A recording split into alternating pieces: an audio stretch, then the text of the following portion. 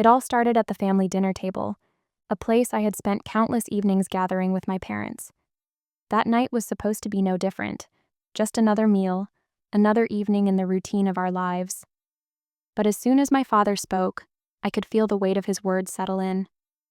"I've made a decision," he said, his voice carrying that familiar tone of authority that I had learned to both respect and dread. "I'm passing the business to you, Anna. It's time for you to take over." I froze. My fork stopped halfway to my mouth and I stared at him, trying to process what he had just said.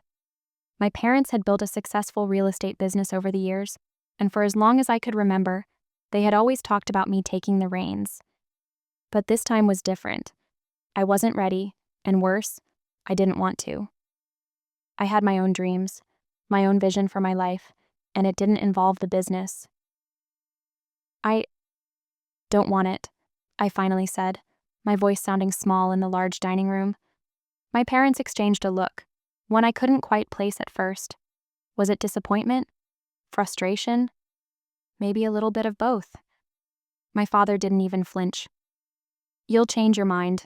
You've always had an eye for business," he said, brushing it off like it was a small disagreement we could move past. My mother remained silent, watching me with narrowed eyes, as if waiting for me to realize my mistake. But I wasn't wrong. I wasn't going to follow their path. I had dreams of my own, things I wanted to build, things I wanted to achieve that had nothing to do with real estate or selling houses. I wanted to do something meaningful, something that would make a difference in the world. And I knew deep down that this business wasn't it. When I refused again, something changed. The silence between us grew heavier, thicker. It felt like the air itself was holding its breath, waiting for the storm to hit. "Anna," my father said, his tone now hard and sharp, "you're going to regret this. We've worked our whole lives to build this, and you're just going to walk away from it?" I didn't say anything. The words felt stuck in my throat. I didn't regret my decision, but I was afraid of what would come next.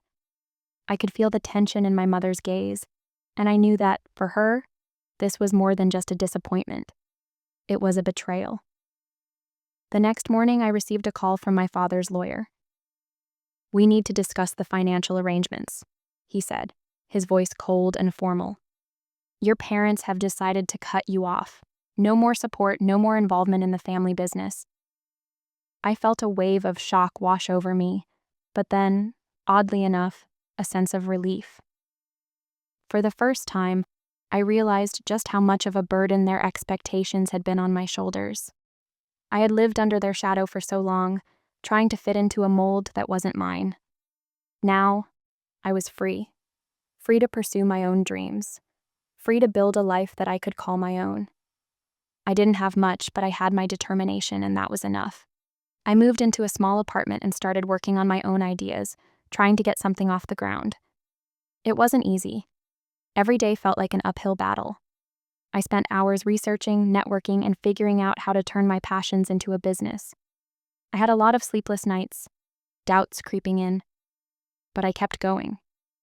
As time passed, I found myself thinking more and more about the family business. Despite all the tension, I couldn't shake the feeling that there was something in that business I could use, something I could transform. I didn't want to take over what my parents had built, but maybe I could take a piece of it, something that would allow me to succeed on my terms. I started small, reaching out to some of my father's old clients, offering them a new service, something fresh. It wasn't long before I realized the potential. I was using the business infrastructure, the connections, and the knowledge that I had grown up with, but I was doing it in a way that reflected my vision, not my parents'. At first, I kept my progress quiet. I didn't want to deal with their judgment, their expectations, or their disapproval. But as my business started to grow, I couldn't help but feel proud of what I was creating. It wasn't the real estate empire they had envisioned for me, but it was something I had built on my own terms. One evening, after a particularly successful pitch, I got a text from my father. "I see what you're doing, Anna. I'm not happy about it, but I can't deny your success. Just know this, family is everything." I paused, reading the message over and over. Was he acknowledging my achievements, or was this just another attempt to pull me back into the fold? The words seemed to carry weight, a mixture of grudging respect and still a little bitterness. A few weeks later, my mother called. "We need to talk," she said. "Come over for dinner." I agreed, my stomach twisting with nerves. The last time I had sat at their dinner table, I had turned my back on their dreams. I had no idea what this conversation would bring. When I arrived, I was greeted with a tense silence. My parents sat at the table, their expressions unreadable. I took a seat, unsure of what to expect. "You've done well, Anna," my father said finally, his voice low. "You've turned what we built into something new. But it's still part of our legacy. Whether you like it or not, we're connected." I didn't know what to say. Was this their way of accepting what I had done, or was it another attempt to take control? But as the conversation continued, I realized something. My parents didn't truly understand what I had created, but they were beginning to see that I wasn't the same person who had once blindly followed their dreams. I had built my own future, and I wasn't going to let anyone take that away from me, not even them. By the end of the night, the tension had lifted, though we hadn't reached a perfect understanding. But it didn't matter. I had done what I set out to do. I had proven to myself, and to my parents, that I didn't need to follow in their footsteps to succeed. I had carved my own path, and in the end, that was all I needed. As the weeks passed, I dove deeper into my new venture, and things started to fall into place. I could feel the weight of my parents' expectations slowly lifting off my shoulders, but the pressure was still there, lurking. Every time I checked my phone, I saw messages from them, usually brief but pointed. My father would send a quick text. "Hope you're doing well, but remember, you could still be making something of the business." My mother would call, asking if I was sure I wanted to go down this path. At first, it was hard to ignore, but as my business began to grow, I found it easier to silence the nagging voices from the past. The breakthrough came one morning when I met with a potential client who had connections in the fashion industry. He had heard about the work I was doing and was interested in collaborating. It wasn't the kind of partnership my parents would have ever suggested, too creative, too risky, but to me, it felt like the perfect fit. I could already see how this collaboration could elevate my brand and give it a direction that was uniquely mine. As the project gained momentum, my confidence surged. I finally felt like I was in control of my future, creating something from the ground up that resonated with who I was. But just when I thought I could leave the past behind, a letter arrived. It was from my father's lawyer, and the words on the page hit me harder than I expected. The letter was brief, but to the point. They were preparing a legal challenge to my use of their business name. The family name they claimed was theirs to protect, and they argued that I had no right to capitalize on it in the way I had. My heart raced as I read through the letter. This wasn't just about me taking a different route anymore. This was a direct attack on the work I had been building. They were trying to stop me from using the connections, the legacy, the very thing that had given me the strength to push forward. I wasn't sure how to react, but I knew I had to fight back. I couldn't let them erase everything I had worked for, not after everything I had sacrificed. I called my lawyer, pacing around my apartment as the words echoed in my mind. I was angry, hurt, and a little scared, but I was determined. It was one thing for them to try to convince me to come back to the family business, but this felt like an attempt to erase my identity. After the call, I sat down, took a deep breath, and reminded myself that I had come too far to turn back now. Over the next few days, I gathered everything I could to prove that what I was building wasn't just a byproduct of their success. I wasn't simply a daughter trying to cash in on the family's reputation. I was creating something new, something that had the potential to stand on its own. I reached out to some of my closest supporters, mentors, clients, and partners, to gather testimonials, proving that my work was respected in its own right. The day came when I had to face them again. This time, there was no dinner table. It was a meeting in a stuffy conference room.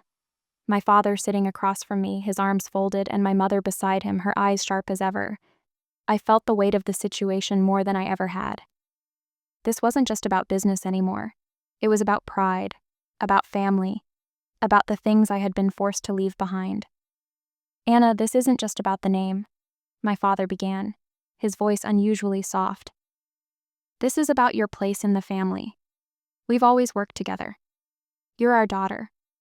You should be continuing what we started, not running away from it. I held my ground, keeping my voice steady. I'm not running away, Dad. I've been building something of my own. I'm using what I've learned from you, but I'm not your clone. I never was. This isn't about turning my back on the family. It's about me finding my own way. For a moment, there was silence. My father's face was unreadable, but I saw the flicker of something in his eyes. Maybe regret, maybe understanding. My mother's face was hard to read, but she didn't interrupt, as if she were waiting for me to speak the words that would break through. I understand that you're disappointed, I continued, but I'm not you, and I never will be. What I'm doing isn't a betrayal. It's my future, and it's something I've earned. For the first time, my father leaned back in his chair, a thoughtful look replacing his usual stern expression. Maybe you're right, he said slowly. Maybe we've been so caught up in what we built, we forgot that you needed to build something for yourself. There was a pause before my mother spoke. I never wanted you to feel forced into this, she said, her voice quieter than usual. But I also didn't want to lose you. This business, it's been everything to us.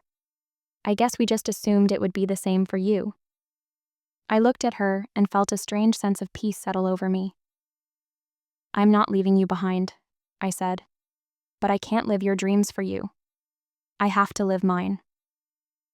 My parents didn't immediately embrace my decision. But the conversation, for the first time in years, felt like a breakthrough. I wasn't the same person who had walked into their world with only their dreams to carry me. I had my own dreams now, and I had the courage to protect them. As I left the meeting, something inside me shifted. The legal battle wasn't over, but I knew I had made a stand. It wasn't just about the business anymore. It was about proving to myself that I had the strength to stand up, not only to my parents, but to my own fears. I wasn't just their daughter. I was a person in my own right, with my own future to shape. And that was something I would protect with everything I had. The days that followed were filled with a quiet determination. I focused on my business, keeping my head down and pushing forward, refusing to let the drama with my parents derail the progress I had made. But the tension remained, a constant undercurrent, especially when I received calls or messages from my parents. My father was persistent, always trying to convince me to meet with him, to talk things over. My mother, on the other hand, tried guilt. You know, Anna, your father's really struggling with this. I just want you to think about what you're doing, she would say, her voice dripping with concern. But I knew better than to let their words seep into my resolve. I wasn't naive enough to think they would just accept what I had done. I understood now that their expectations weren't just about the business. They were about their own sense of legacy. They had built this life, this empire, and in their minds, I was supposed to step into their shoes, follow the blueprint they had so carefully created. But I couldn't. I was already walking my own path, one that felt right for me. And as time went on, I started to see the fruits of my labor. Small, but meaningful victories. The collaboration with the fashion client was a success, and more projects began to roll in. It wasn't an empire yet, but it was mine. Still, the threat of legal action loomed over me. Every so often, I would get a call from my lawyer updating me on the progress of the case. My parents were relentless.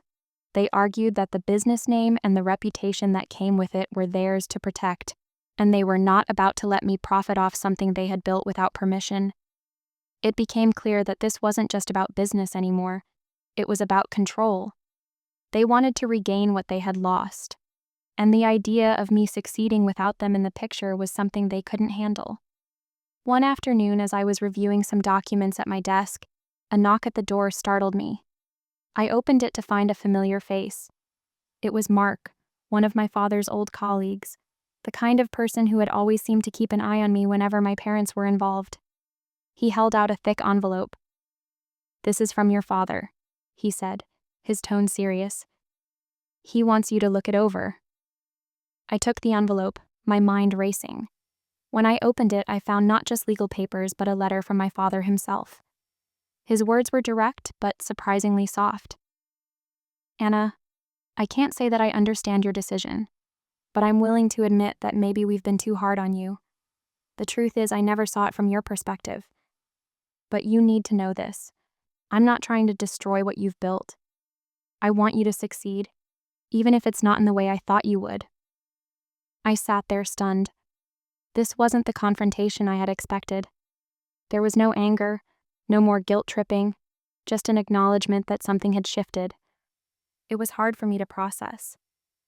After all the years of pushing me to follow in their footsteps, my father was now telling me he saw what I was doing. And even though he didn't understand it completely, he was willing to let go. It was the first real sign that he might be accepting the idea that I was my own person, that I could create my own success. The relief I felt was fleeting. The legal battle was still on, and I knew that my parents wouldn't let go easily. But it felt like the first real step toward reconciliation. I didn't need their approval, not anymore, but I realized that somewhere along the way, I had wanted it. It was a strange feeling, this mix of relief and sorrow. I had come to terms with the fact that I had to fight for what was mine, but I hadn't anticipated how much I would miss the idea of having their full support. That evening, as I walked around my small apartment, looking at the space I had worked so hard to make my own, I realized something important. The business was never really about the name or the clients or the deals I was making. It was about me proving that I could succeed on my terms. It was about building something real, something meaningful, something that was mine. My parents had given me the foundation, but it was up to me to make it something that reflected who I was, not just what they had envisioned for me. The next week, I received another message from my father. This one was shorter than the last, but it carried a weight that I hadn't expected. "I've made peace with this. You've made something real, Anna. Just don't forget that family is still family." I didn't know if he meant it as an invitation to reconnect or simply as an acknowledgement of our shared history. But whatever it was, I took it as a sign that he was starting to understand. It wasn't about winning or losing anymore. It was about finding a way to move forward, even if that meant going in different directions. And so I continued on my path. I built my business one step at a time, and every new project, every client I worked with, became a testament to the choices I had made. I wasn't living in my parents' shadow anymore. I'd stepped out of it, creating my own light. And though the road was still long, I was no longer afraid of where it would lead. Months passed, and with each passing day, I felt more secure in the life I had built for myself. The business was thriving in ways I hadn't imagined possible. It wasn't just about the financial gains. It was about the satisfaction of knowing that I had created something from scratch, something that reflected who I truly was. And yet, there were moments of doubt that crept in, especially during quiet evenings when I would reflect on the past. I had lost so much in the process, not just the family business, but the image of who I thought I was supposed to be. I couldn't deny that I missed parts of my family, the dinners, the shared history, the familiarity of it all. But every time I thought about returning to their world, to their vision for me, I remembered why I had left in the first place. One particular evening, I was finishing up a late meeting with a new partner when my phone buzzed. It was a message from my mother. It read, "We need to talk. I think you should come by. It's important." The words felt like a punch in the gut. My heart raced as I stared at the screen, wondering what this could mean. My first instinct was to ignore it, to keep doing what I had been doing. But there was something about her message that made me feel like this wasn't just another attempt to guilt trip me. Maybe it was time to finally face the past, to address everything that had been left unsaid. I drove to my parents' house the next afternoon, my mind a whirlwind of questions. What was this about? Had they changed their minds? Was there still a part of them that expected me to fall in line? As I pulled into their driveway, I saw them waiting for me by the front door, my mother standing a little taller than I remembered, my father with his usual serious expression, but there was something different about the way they stood there. They weren't just waiting for me, they were waiting for a conversation to happen, one that had been long overdue. "Anna," my mother said when I stepped out of the car. She hugged me tightly, the embrace feeling warmer than it had in a long time. My father didn't speak right away, but he nodded in my direction, as though acknowledging something he had been avoiding. I followed them into the house, unsure of what would happen next. "Sit down," my father said, gesturing to the living room. The air felt heavy with anticipation, but I sat down, determined to hear them out. "We've been thinking about everything," my mother began. "About you, about what happened. And, well, it wasn't easy for either of us. We weren't just worried about the business, Anna. We were worried about losing you. We were so focused on wanting you to follow in our footsteps that we forgot you were your own person, with your own dreams." Her words were a shock to me. I had never expected them to admit something like this. Growing up, they had always seemed so certain about their path, about what I was supposed to do. To hear her say this now, to hear my father nodding in agreement, felt like the walls I had built around myself began to crumble. "I don't want to control your life," my father added, his voice softer than I had ever heard it. "I've been holding on to the idea of you taking over the business because it's all I knew. But I see now that you're creating something much bigger than I ever expected. You've got something that's yours, and that's more important than anything else. I was wrong to try to force you into a mold that didn't fit." I didn't know what to say at first. I wanted to tell them that I understood, that I knew how much they had struggled with my decision and how hard it must have been for them to let go. But the truth was, I hadn't fully forgiven them for pushing me in the first place. The years of pressure, the expectations, it had all weighed on me so heavily. And now, after everything that had happened, I wasn't sure if forgiveness was enough. Could I ever fully let go of the resentment I had held for so long? Still, something inside me softened. Maybe it was their honesty. Maybe it was the fact that they were finally seeing me for who I had become, not just as their daughter, but as a person with her own dreams. I didn't have all the answers, but in that moment, I realized that I didn't need them to fully understand. They had made peace with my path, and for the first time, I could begin to make peace with theirs. "You know," I said after a long pause, "I've built something that's truly mine. But I can't deny that I learned a lot from you, not just about business, but about what it takes to push through when everything feels impossible. And that's something I'll always carry with me." My father smiled faintly, as though finally seeing me for who I truly was. "I'm proud of you, Anna, and I'm proud of the way you've handled everything. I hope you know that." There were no grand resolutions, no promises that everything would magically be perfect from here on out. But for the first time in years, I felt like I had found a place where I could truly stand on my own. My parents might not completely understand the path I had chosen, but they were learning to accept it, and that was enough for me. As I left their house that afternoon, I realized that the business, the family legacy, it didn't have to be a battle anymore. I had fought for my independence, and in doing so, I had found my place in the world.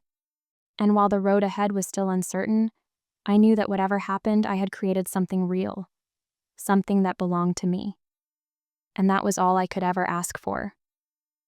The weeks that followed were quieter, but they weren't without challenges. I had built something that was truly mine, but now, the next phase of the journey was to maintain it, to make it not only successful, but sustainable. My parents, though no longer pressing me to take over the family business, still checked in, still expressed their concerns. But now it felt different. I was no longer the child they had expected to follow in their footsteps. I was an adult, with my own vision, my own path, and they had finally begun to accept it. There were moments when I wondered what my life would have been like if I had followed their dreams, if I had taken over the business and built it up the way they had wanted. But those thoughts were fleeting, easily pushed away by the satisfaction of knowing that what I had built was mine, completely, undeniably mine. There was nothing in my success that had been handed to me. Every client I worked with, every project I took on, It was all because of my own hard work, my own decisions, and that gave me a peace I had never felt before. One evening, as I was sitting at my desk working on a new proposal, I received an email from my father. It was brief but meaningful. "I've been thinking a lot about what you've done, Anna," he wrote. "And I want to say, for the first time, I see what you're building. It's not what I expected, but it's something I respect. You've created something real, something that stands on its own. I'm proud of you." I sat there staring at the words on my screen. It wasn't the first time my father had said he was proud of me, but it felt different this time. It wasn't a hollow acknowledgement, or just because I had done something he had asked me to do. This time, it was because I had carved my own path. This time, it was because I had created something that was uniquely mine. As I looked out the window, I saw the city lights twinkling in the distance, a reflection of the future I had built for myself. It wasn't easy, and it wasn't without sacrifice, but I knew that I had made the right choice. I had followed my own dreams, even when it meant stepping away from everything I knew. And now, as I stood on my own, I knew I had done more than just survive. I had thrived. It wasn't just about the business anymore. It was about proving to myself that I could do things on my terms, that I could build a life that didn't depend on the approval of anyone else. And as I closed my laptop and leaned back in my chair, a sense of calm washed over me. The battle had been long, but I had won, not by defeating anyone, but by learning to stand on my own, to trust in my own instincts. The journey wasn't over, but for the first time in my life, I knew I was exactly where I was meant to be. And as the years passed, I continued to grow my business, transforming it into something even greater than I had imagined. I never stopped learning, never stopped pushing myself. But the difference now was that I did it all for me. Not for my parents, not for anyone else. I did it because it was what I wanted, and that was the greatest reward of all. Every milestone I reached, every new project, was a reminder that success doesn't always come from following the path laid out for you. Sometimes the greatest success comes from carving your own path, from doing things your way, no matter the cost. And in the end, as I stood at the head of my thriving business, I knew one thing for sure. The journey had been mine to make, and I had made it my own. No one else could take that away from me.